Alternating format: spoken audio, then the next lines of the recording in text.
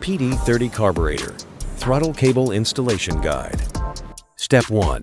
Disassemble the throttle assembly. First, prepare a Torx wrench. Use it to remove the screws that secure the throttle assembly. Take off the disassembled part of the assembly.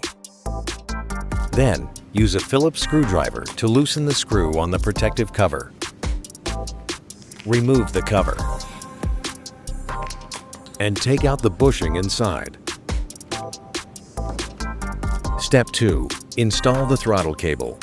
Take the thicker end of the throttle cable and insert it through the bushing.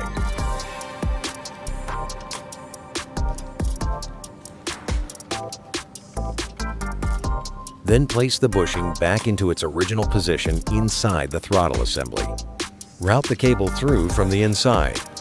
Reinstall the protective cover and tighten its screw. Next, install the throttle grip. Insert the cable end fitting into the slot on the grip. Once it is securely seated, place the grip into the recess of the throttle assembly housing. Fit the opposite side piece. Then tighten the screws to secure everything. The throttle assembly installation is now complete. Step 3. Install the cable onto the PD30 carburetor. Attach the throttle cable to the throttle lever on the carburetor.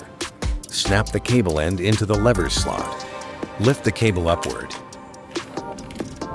Then unscrew the first adjusting nut on the cable. Pull the cable upward again and hook it into the retaining groove on the carburetor. Then thread the nut back on and tighten it with a wrench. The PD30 carburetor installation is now complete, and operation is smooth.